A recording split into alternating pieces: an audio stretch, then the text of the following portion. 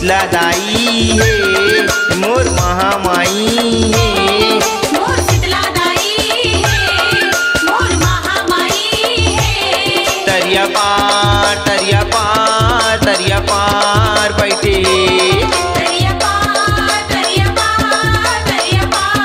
बैठे हैं। मोर शीतला दाई है मोर महामाई है। मोर शीतला दाई है मोर महामाई है। तरिया पार तरिया पार तरिया पार बैठे तरिया पार बैठे हैं।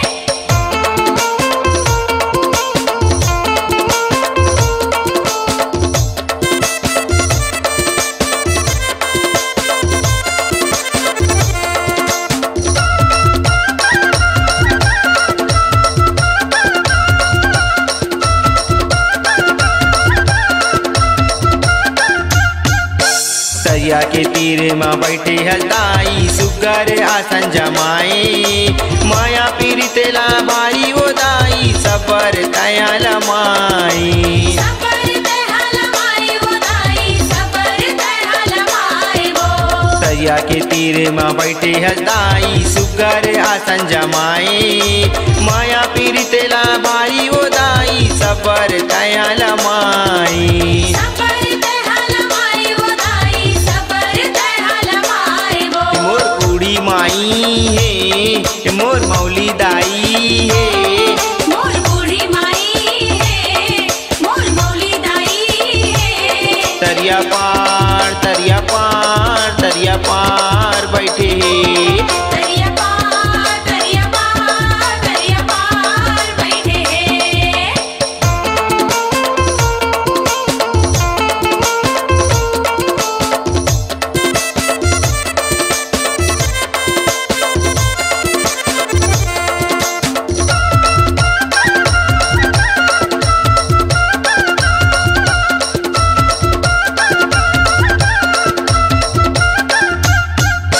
गुड़ चना के तो भोग हदाई तोला तो अड़बड़ भाई मंदिर देवाला मतोरे वो दाई जमो नर नारी मनाई। जमुन नारी मनाई वो दाई जमुन नारी मनाई वो। गुड़ चना के तो भोग हदाई तोला तो अड़बड़ भाई मंदिर देवाला मतोरे वो दाई जमो नर नारी मनाई। जमुन नारी मनाई वो दाई जमुन नारी मनाई वो। मोर नाथल दाई है मोर अम्बा माई है। मोर नाथल दाई है मोर अम्बा माई है। तरिया पार तरिया पार तरिया पार बैठे तरिया पार बैठे हैं।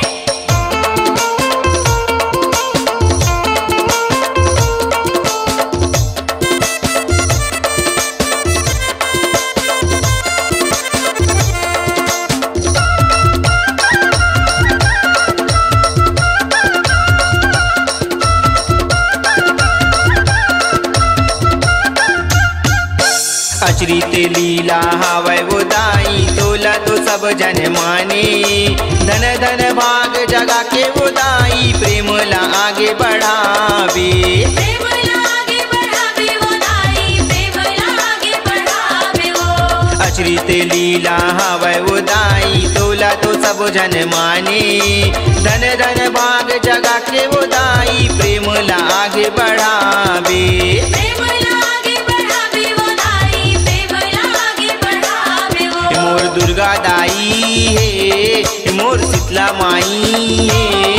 मोर दुर्गा दाई है मोर शीतला माई है। तरिया पार तरिया पार तरिया पार बैठे तरिया पार बैठे हैं। मोर शीतला दाई है मोर महामाई है। मोर शीतला दाई है मोर महामाई है। तरिया पार तरिया पार तरिया पार बैठे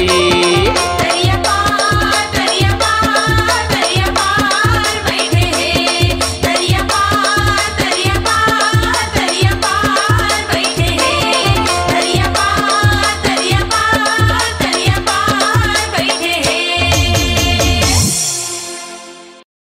आवाज को दीजिए एक नया मुकाम। डिजिटल रिकॉर्डिंग की दुनिया का जाना पहचाना नाम स्वरांजलि, जहां गूंजती हैं ध्वनियां अपनी माटी की सौंधी सुगंध के साथ। छत्तीसगढ़ी संगीत के विविध रंग जो पहुंचाते हैं पूरे प्रदेश में डिजिटल रिकॉर्डिंग के संग। स्वरांजलि स्टूडियो, नेमीचंद गली नंबर 2, गंजपारा, रायपुर।